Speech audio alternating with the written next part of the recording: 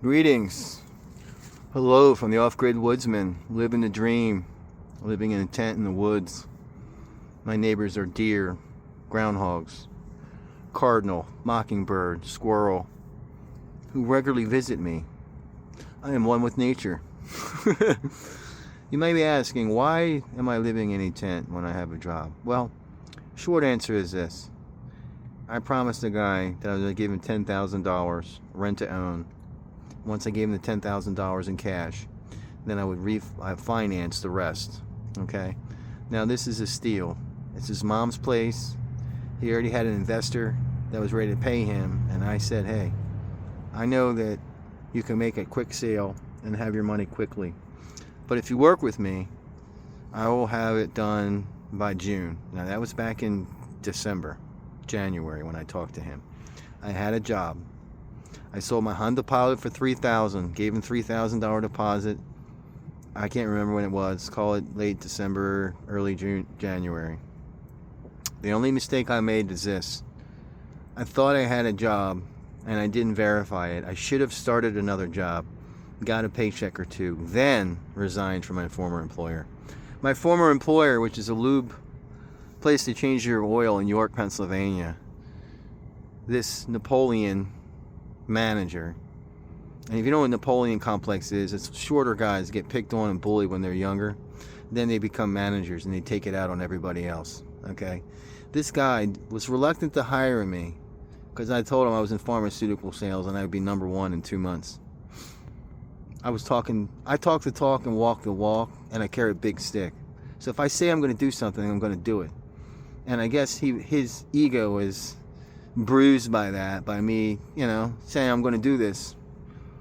And he was kind of like wishy-washy with me. I said, listen, bro, I'm only responding to your ad because it says 55 to 65,000. I also reverse engineered how they change oil. The margins are ridiculous. Okay, that's another reason. And I want to work on cars because I want to flip cars. Harford County Customs, which I started and never finished because I'll tell you about it later.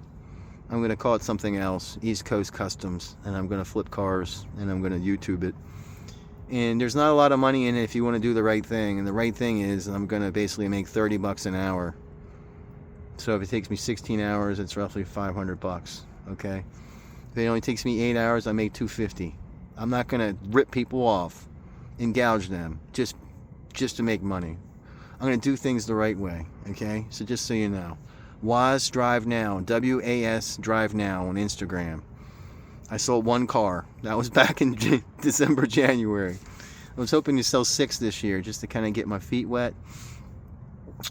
Long story short, I say that a lot. I haven't given up hope. I'm going to buy a beater now, like in the next couple weeks for $500 or cheaper if I can. Also, by the way, never cancel your insurance policy, ever. That's the second mistake I made. So I quit a job, resigned from a job, because the reason why I resigned is this. The guy's treating me kind of like a jerk off. Like, who's this guy? I guess, I don't know. I'm not saying I'm like Brad Pitt or anything, but I'm kind of clean cut and decent looking. And I came in saying I was going to crush it. And they didn't like that. So they were calling me things like senile and retarded, this and that, and the whole time I'm thinking to myself, you're gonna pay one day, because I saw them. They're lazy, come in to work high, they get high at work, they drink. I mean, there's a 17-year-old girl working there and she gets high all day, so good job parenting there. They say when you use or abuse alcohol or drugs, you never grow up. I'm beginning to think that's the case.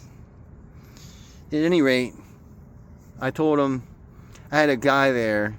He thinks he's a tough guy, okay? Because he's tall and he's got a little bulk to him. But he's pudgy. He actually threatened me one day. He always would give me a hard time, so I gave him a hard time back when he first walked in. And he said, fuck you. I'll kick your ass. And I was like, what? And there was a girl present. I was forced to make nice with him. He should have been fired immediately. Or at least put on a plan, told to go home or whatever. But Napoleon, the little midget 5'6" guy, okay? Get a hold of yourself, dude. There's a reason why you got divorced. Because you're insecure as fuck, okay? Sorry for the language. And you walk around, bossing people around, talking to them like they ain't shit. Okay? I saw you, Napoleon. I saw you bragged about charging a guy who left for uniforms that he turned in. Okay? I also witnessed you do an experiment with me and another tech, and we had no other else there. Just me, him, and another tech. It was a great experiment. Well, I fucked up that day. Okay? Because I had Big Red, who's really Little Red. Little Red Riding Hood is what he is. Yeah, and bro, I was going to see if you could cash that check, but I don't even care about you. I have no room for hate. Per Johnny Depp, I don't know if you've seen it on Facebook or Instagram. He go, and I'll post it after this if I remember. He talks about how he doesn't have time for people like that, and that's what I'm working on now, and it's working. I read the Bible daily. I find a quote, and that inspires me for the day. So if you are not religious and you're struggling, read the Bible. Just open it up and read, and then maybe there's a quote there that'll inspire you. Anyway, I wanted to give you a tour. Now, it's not organized at all because you have to understand, I've gotten a couple paychecks, but it's been pennies. By the time I pay back a couple people I borrowed money from, or buy myself food or a bike, I got nothing left. So this is the first paycheck that I got, just deposited yesterday. I worked there for 3.5 weeks. I think they should change the rules. When you start working, you should get paid the first fucking week. This stuff where the company keeps your money for 3 weeks and makes money off of the escrow, that's bullshit. Why don't we have everything focused on human beings and not companies? You know, it's fascism when the fucking companies are running the country, right? Am I right? All right, don't get me started. I hate to use the F-bomb, but you know, sometimes it's necessary. So anyway, my 4-person tent. Today, I went to Grocery Outlet in York City, Pennsylvania. I got this Smithfield ham for $2.50 for 12 ounces. $5 or $6 in Giant, easy, if not more. Cholula, $2. I love their sauce, hot sauce. It's the best, in my opinion. Salsa verde is my favorite salsa. I'm going to have that later. All right. Oh, I got hot salsa. Hey, imagine that. What's that at Giant? $5, $6? I got it for $1. Hello. Campbell's soup. I don't care if it's frozen themed. I got 4-ounce Campbell's soups for $1. 1 can of condensed soup is 87 cents at Walmart. I got twice as much food for half the cost, I think. I'm not doing the math. You get it. Blue corn chips. I love chips and sauce. I could eat it all day, every day. Breakfast, lunch, dinner. This was only $1.67. So, $1.67, $2.67, $2.50. So, call it $5.20. $7.20, $8.20. Probably missing something, but you get the point. Oh, I forgot. $8.20. And then hello, who doesn't like coffee? I don't do milk. It doesn't work. It's not the same. You got to put twice as much milk in it, and then it makes your coffee cold. Then you got to heat your coffee up. I don't do that. I put some half and half in there. I'm trying to heavy cream next. Anyway, this is $2.20. You know what it is at Rutter's? It's $2 for a 16 ounce. This is 32 ounces, I believe. Double.